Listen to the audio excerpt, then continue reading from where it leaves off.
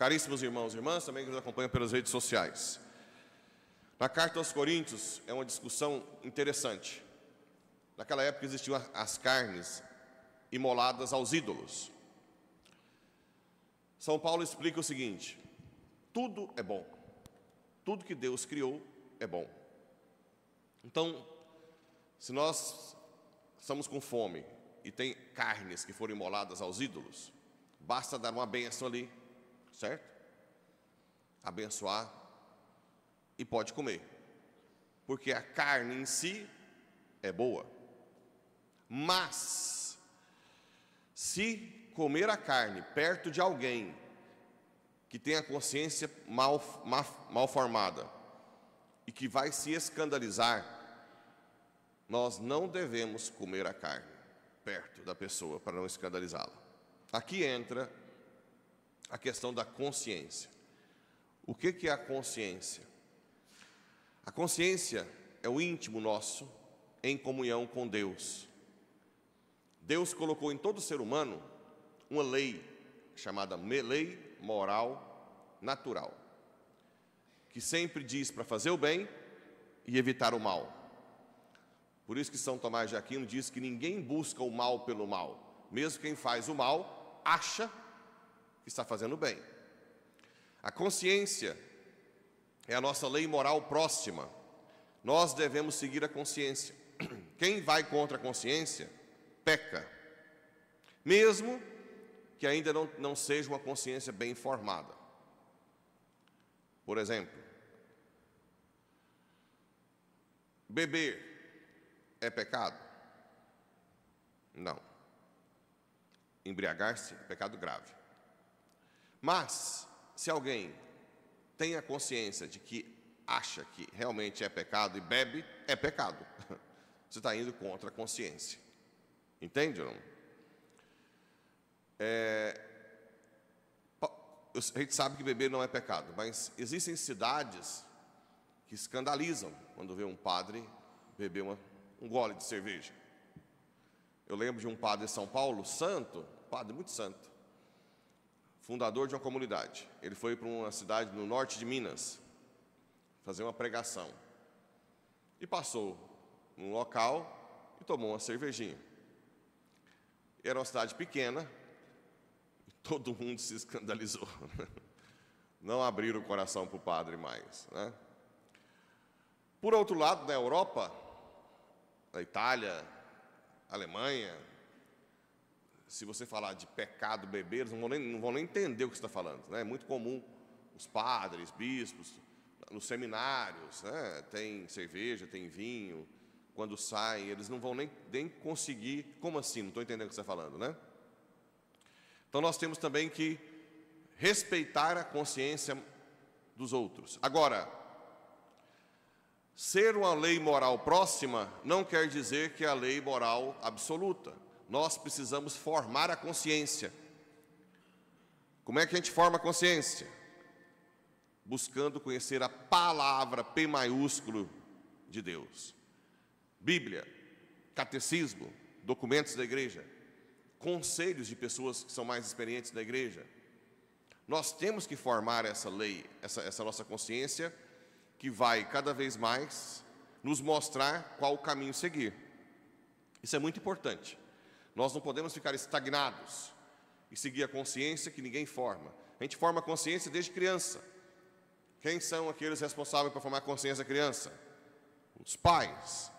Os pais devem formar a consciência da criança. E nós crescemos nessa formação até sempre. Sempre procuramos entender melhor qual é o projeto de Deus na nossa vida, né? Então é muito importante essa questão da consciência. Padre, se a pessoa que faltou à missa não tinha consciência, é pecado mortal? Não. Pecado venial, sim. E o tamanho da culpa dessa pessoa vai depender. Se ela é preguiçosa, se ela não quer saber, se ela é orgulhosa. Às vezes pessoas já falaram para ela e ela não aceita. Então Deus vai medir dentro do coração por que aquela pessoa é ignorante. O tanto de culpa que ela tem ou não tem. Uma outra coisa muito em voga, que é difícil para nós na igreja, os casais de segunda união. Nós sabemos muito bem, inclusive tem um padre aí nas redes sociais falando que o catecismo é muito horrível, né? Falando mal do catecismo, do núncio apostólico, não sei lá mais de quem. E realmente, a catequese no Brasil e no mundo também, as homilias, muitas vezes não ensinaram aos casais o que é o matrimônio, né?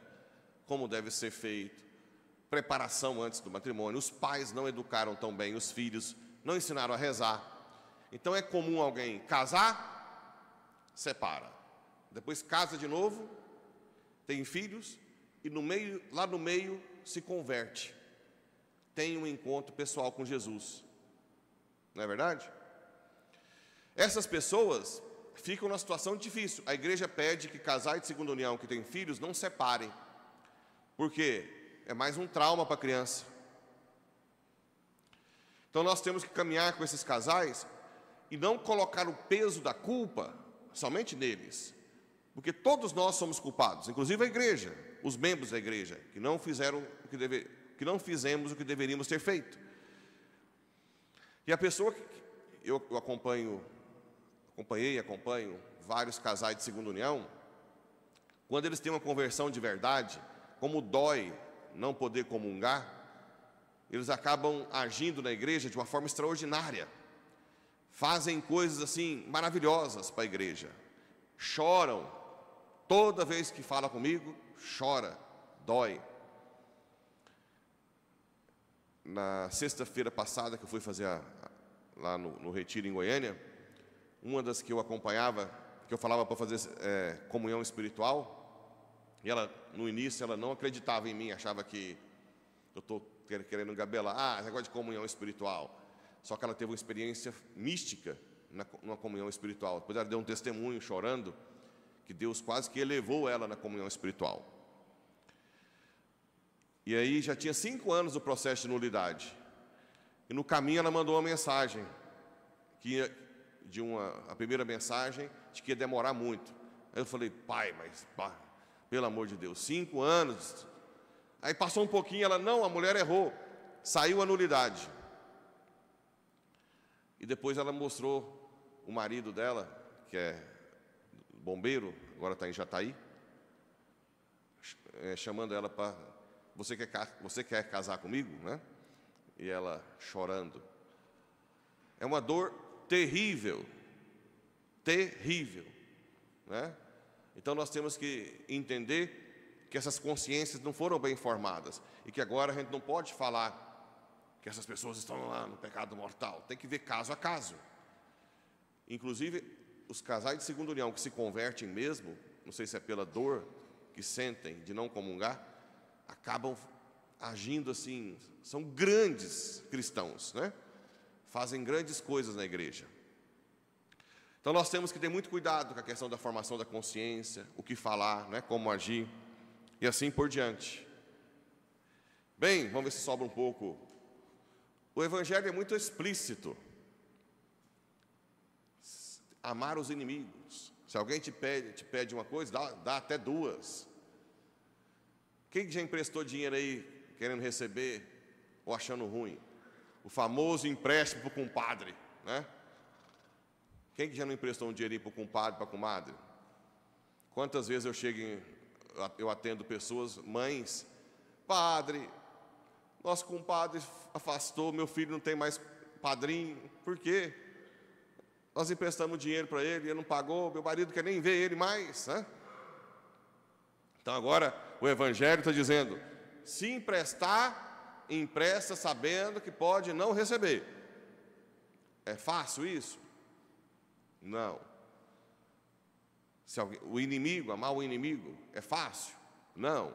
Nós temos que ter muita oração, rezar muito, pedir para Deus nos dar graça de cada vez mais sermos desapegados.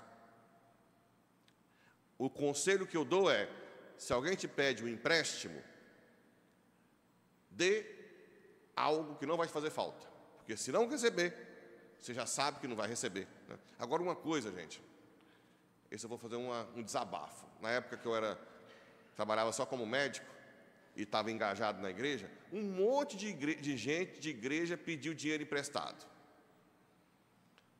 Emprestei. Nenhum pagou, nenhum deu satisfação. Porque uma coisa é você não pagar, porque realmente as coisas foram, né? Mas você não falar, olha, eu estou tentando pagar. Não. E sorri, vai cantar, né? Vai louvar o Senhor e ignora que está devendo. E alguns ainda perdem de novo, né? Sem ter pago anteriormente. Aí eu tive que falar, não, eu vou te perdoar a outra, mas não vou te dar de novo não, né? Mas está perdoada. O que falta, gente, é diálogo. Eu sei que as coisas podem ir mal. Fala, olha, estou tentando te pagar, me perdoa. Não consigo. Pronto. E também vivam a vida sóbria, né? Não dá para... Estou devendo meu pai, meu padrinho. Eu não posso ficar, né? Então, enquanto eu não pagar eles, né? Então, fico lá na vida, mas não posso me exagerar nos gastos, porque é uma falta de respeito. Então, é uma coisa que eu peço a todos vocês. Tudo pode acontecer de dar errado, mas sejamos pessoas transparentes, que dialogam, que mostram que tem interesse de pagar, mesmo que não consiga, né? E assim por diante. Se alguém dá uma bufetada de um lado, vocês são capazes de oferecer a outra? Não façam isso comigo por enquanto. Eu não sou capaz disso, ainda. Vai que no futuro Deus me converte de verdade, né? Bate, vai de carro. Hoje não. Melhor não fazerem isso. Mas nós temos que estar abertos cada vez mais a perdoar quem nos fere. Humilhações, calúnias, eu já estou meio que acostumado, né? Isso aí, até que eu acho que eu vou conseguir superar. Mas ainda agressão física, gritar, esses ainda não cheguei nessa morada não, né? Mas vamos lutar para cada vez mais termos um coração. A questão de julgar, não julgar a pessoa, mas o ato tem que ser julgado. Se vocês virem, mesmo que seja o padre, fazer algo que não está certo, fala para as irmãs, aquele ato do padre lá, chega nele, a irmã Nidaíra é psicóloga, ela vai saber abordar o padre bem, o padre Pablo. Mas vocês têm que tentar corrigir, de alguma forma. Não é porque é o padre que é a visão beatífica. Isso não é julgar a pessoa, vocês estão querendo me ajudar. O que não se pode é descartar a pessoa, ficar com raiva dela, não olhar mais para ela, não querer falar com ela mais. Isso que é o pecado. Mas o ato tem que ser julgado, e se for errado, condenado, mas a pessoa acolhida. Olha, sabe que eu te amo, meu irmão, minha irmã, mas esse ato seu não está bom. O que eu puder te fazer para te ajudar, uma correção fraterna, né? E assim por diante. Nós todos estamos a caminho. Então, cuidado para não misturar. É não julgar a pessoa, condenar a pessoa, mas os atos errados, nós temos que ajudar um ao outro. Então, que o Espírito Santo nos ilumine a nossa consciência, para que nós possamos agir a cada momento com amor, né? Perdoando os inimigos. Uma das formas boas para perdoar é rezando pela pessoa. Eu tive um exemplo bonito de perdoar. Eu estava fazendo residência em São Paulo. E quando você começa a ser de Deus, os médicos, na hora da cirurgia, começam a pegar no seu pé. Padre Pablo, você vai na igreja todo dia. Padre Pablo, você não faz sexo mais? Nada. E eu, naquela época, era subalterno, né? Tinha que ficar ouvindo. Aí eu fui falar de Deus lá, e um anestesista, era meio ateia, começou a retrucar, e eu retruquei esse anestesista feio, e ela começou a gritar no centro cirúrgico, gritava, e xingava, e eu fui ficando, não podia nem ver a cara dessa anestesista. O povo foi saindo da sala de cirurgia, E essa mulher gritando, e eu desci desse centro cirúrgico querendo matar ela. E olha que eu já estava convertido, entre aspas. Desci na capela do hospital, fui rezar para acabar a raiva, e Deus falou assim: volta lá e pega na mão dela. Falo, não, não vou. Volta. Voltei, pus a roupa de centro cirúrgico de novo. Na hora que eu entrei no centro cirúrgico, ela estava vindo. Subiu aquele ódio de novo, mas eu fui caminhando ao rumo dela, falei, chama Brenda. Brenda, eu vim te cumprimentar e falar que te perdoo e tal. Ela assustou, pegou na minha mão. Depois eu larguei e fui ficar 2 meses numa comunidade de vida em São Paulo, na favela. Adivinha qual a única médica que foi no dia da minha entrada? A Brenda. Chorou a missa inteira. Já faleceu. Faleceu. E depois foi me visitar na favela. Só de eu ter voltado e cumprimentado. É fácil? Não. Mas com a ajuda do Espírito Santo, nós que somos terríveis, podemos ainda ficar um pouquinho miozinho, né? Fácil não é. Mas o que já Deus fez na minha vida, daqui para frente, daqui a pouco pode bater no rostinho do padre que eu vou dar o outro.